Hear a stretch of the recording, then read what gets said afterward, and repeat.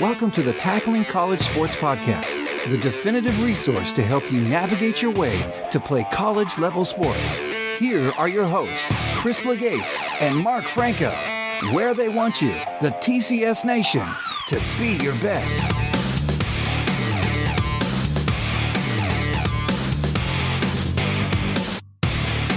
Welcome, TCS Nation, and thanks for tuning in to the Tackling College Sports Podcast session number 10. I'm your host, Mark Franco, and alongside me is my New Zealand King Salmon sashimi-loving co-host, Chris Legates. Chris and I just had the pleasure of interviewing Dr. Jim Taylor, an authority on the psychology of performance in business, sport, and parenting. Jim has been a consultant for the U.S. and Japanese ski teams, the U.S. Tennis Association, and USA Triathlon. Jim has also worked with professional and world-class athletes around the world in many different sports. He's a prolific author and is a former alpine ski racer who competed internationally. This is a session that all athletes and parents will benefit from, so lay back on the couch and enjoy the journey.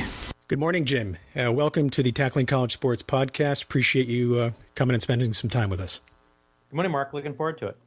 Excellent. So, Jim, you've worked with many different athletes, different sports across several continents. Can you give us a background on how you got to the position you're in today? Sure.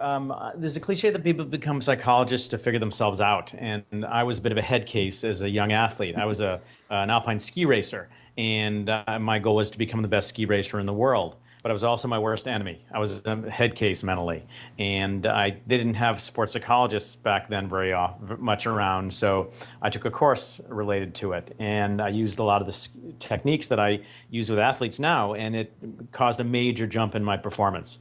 And then when I got to college, I took an intro to psych course, and I just fell in love with it.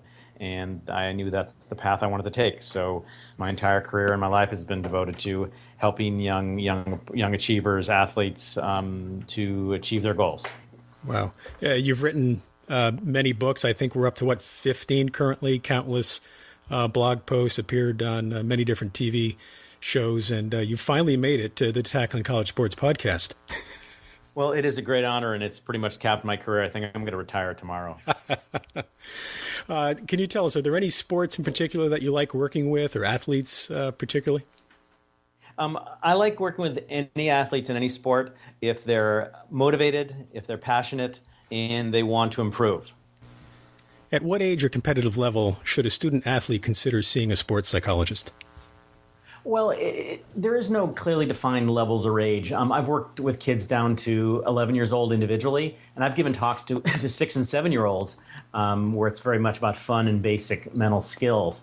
But as far as competitive level goes, it's less that than what do kids want to aspire to the highest level that they can.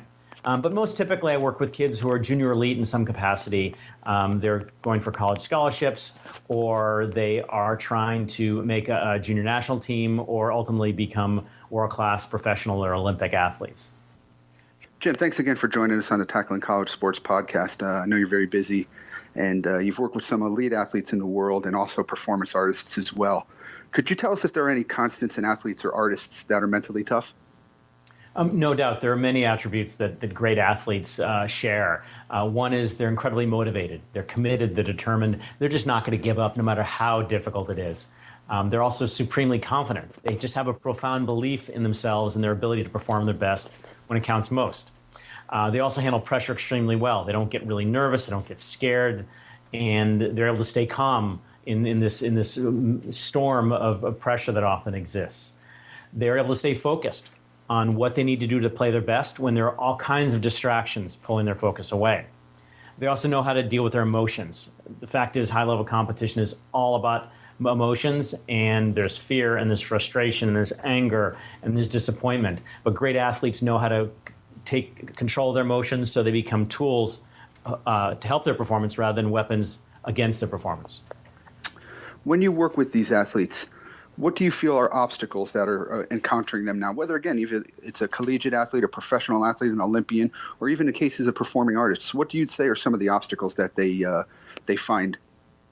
Sure. Well, what I find most interesting is that whether you've got an 11-year-old little leaguer or a 25-year-old professional athlete, they're all human beings, and they all often struggle with the same things. And one of the great challenges, and I think the biggest challenge for many athletes, is how to build confidence. That is, their belief in their ability to perform their best, beat an opponent, and achieve their goals.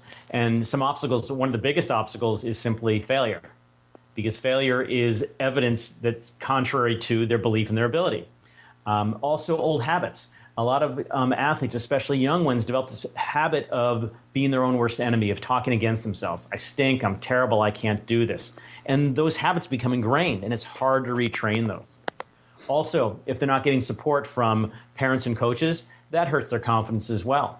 So there are many of these factors that can interfere with confidence. At the same time, there are a number of tools they can use to build their confidence. Those are some great points. Mark?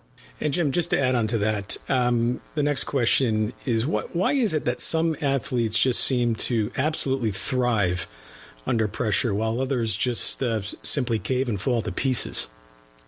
Yeah, part of it is temperamental. Some people are born differently, and some are just wired to be able to stay focused, to be able to handle the pressure, to be able to control their emotions. And that for some of that can't be taught. But for others, people who come to me, for example, it's a matter of gaining control of their emotional styles, their ability to focus, their confidence. And so just because somebody is born a certain way doesn't mean that they have to be a certain way. Just like somebody who's born not particularly without a great ability to put on muscle, with a good training program, they in fact can become very strong. So it's a combination of, yes, what you're born with, but also what you put into it and the skills and tools you develop to deal with the psychological aspects of competition. So safe to assume that someone like you, a sports psychologist, could help the latter become more like the former? Absolutely. There are many athletes I've come across, both in my athletic career and in my career as a mental coach, in which they had all the ability, all the tools to become a world-class athlete, but they didn't make it because they didn't have the mental tools. And with so many of the athletes I work with now who have that ability, because at the highest level, Mark, everybody is a genetic freak. Everybody's in incredible physical condition. Everybody's is really good technically and tactically. Everybody has the best equipment. So on any given day, it's what goes on in their head that makes the difference. And that doesn't always come naturally. For some athletes, yes, they're born that way, and it's developed through their own experiences. But for others, they have to more actively train it. And that's really what I focus on. And we're talking from high school to pros as well, right? The entire gamut, for sure. Excellent. Great point. Chris? Jim, our last two podcasts have had a diving coach and a rowing coach, both at Division I institutions. And when you look at that, both of them are sports that are heavily on technique and repetition. Are there certain sports that you find that sports psychology has a more meaningful effect, let's say, than other sports? I don't think so, because again, for me, performance is performance. There is some variation. Some sports are very power-oriented. Some are very technical.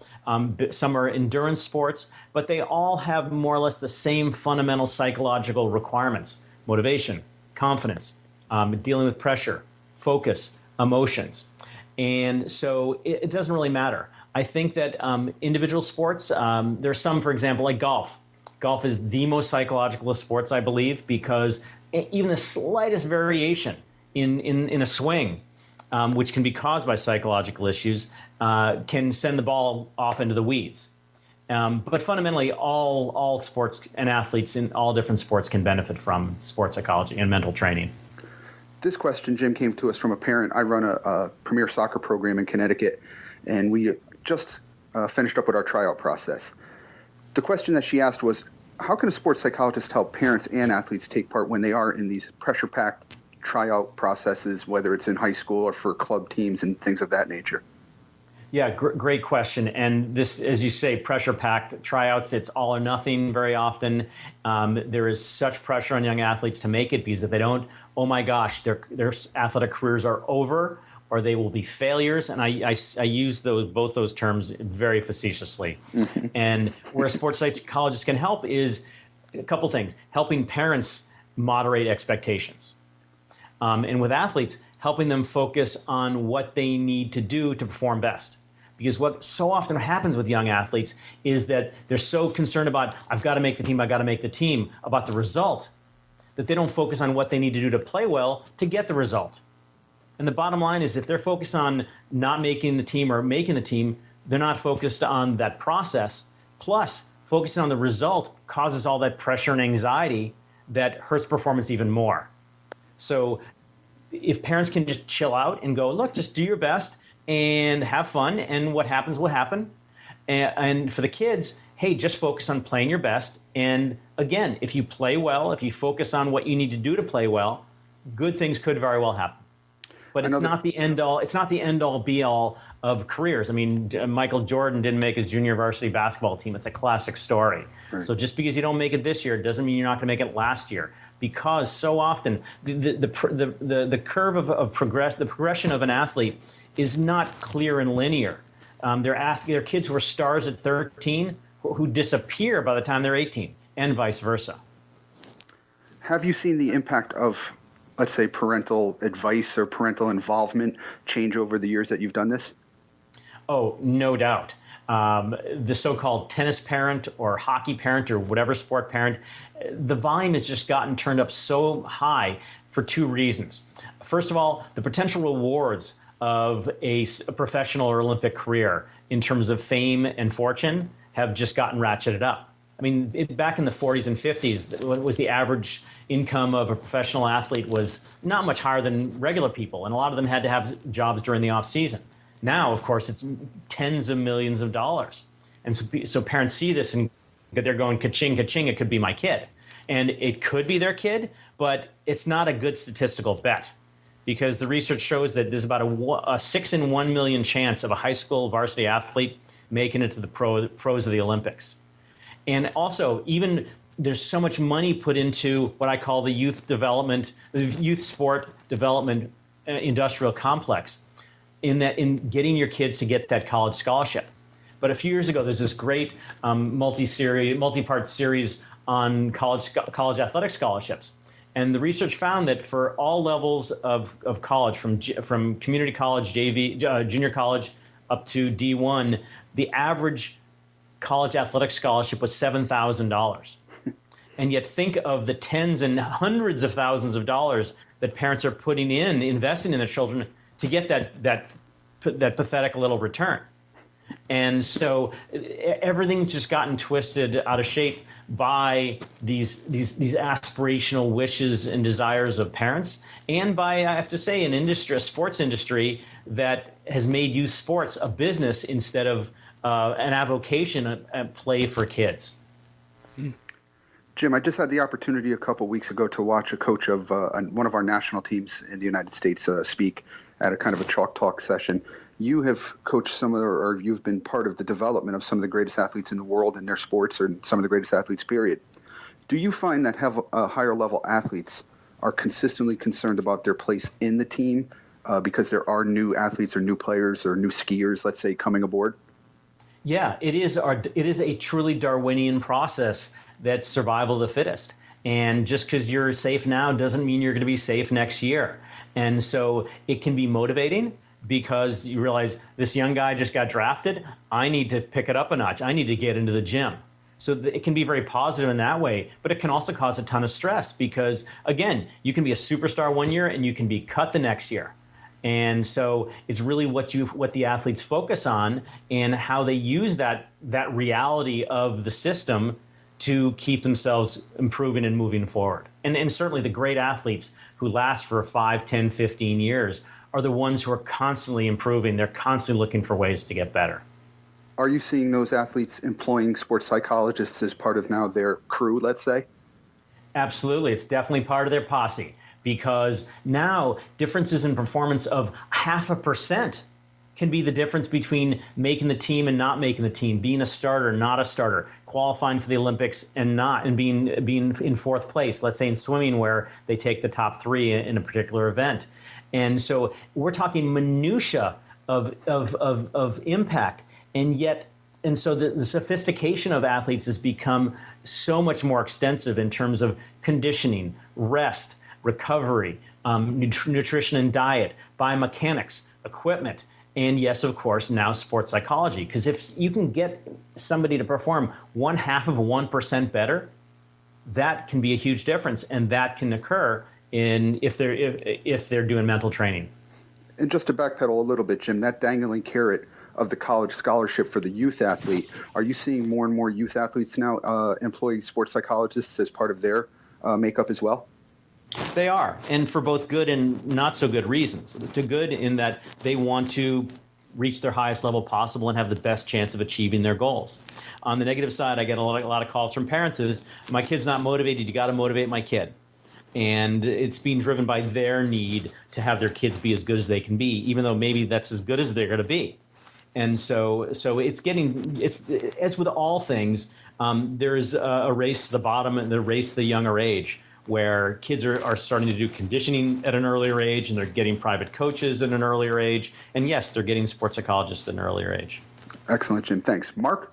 Sure. Jim, can you speak about how sports psychology might impact one during recovery or injury, and perhaps give us some examples of where you've dealt with it on your end?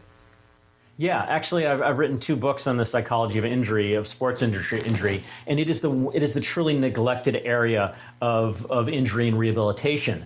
Because when athletes get injured, yes, their body is injured, but also their mind is injured. Because the last time they made that turn, made that step, the drive to the basket, took that shot, whatever sport it is, their body failed them. And that is a severe blow that has traumatic effects on them.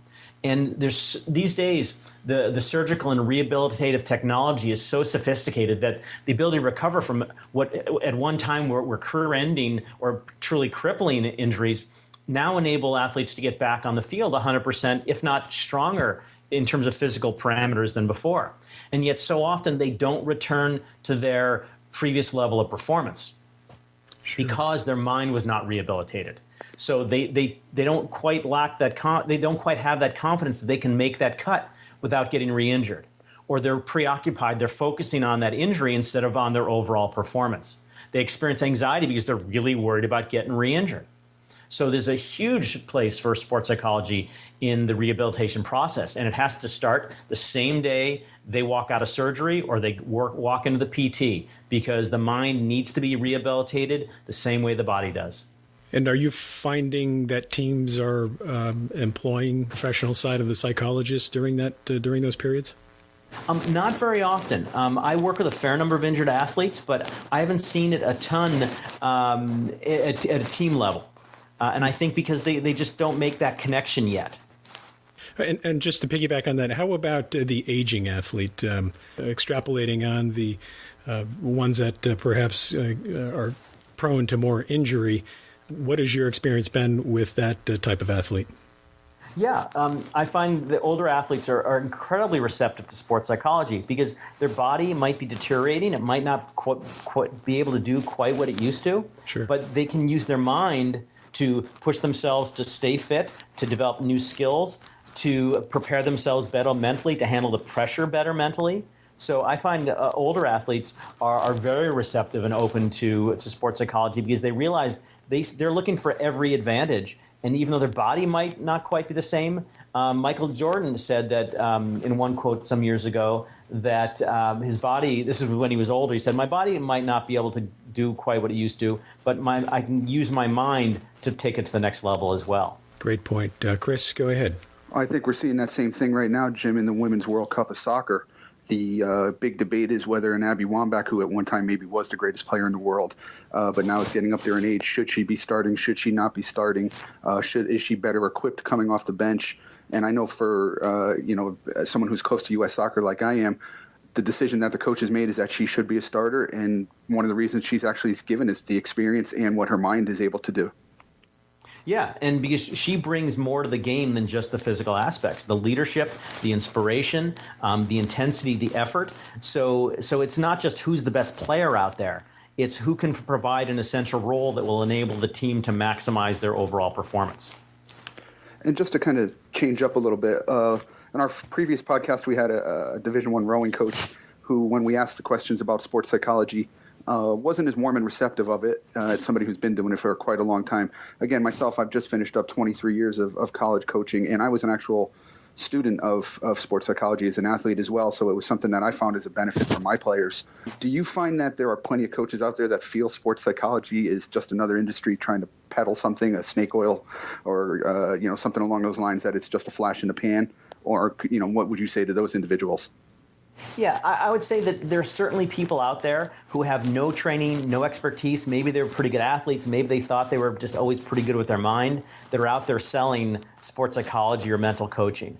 And so they're just they are selling snake oil because they've got no foundation of education or training or experience. But I think that attitude tends to be a little more old school.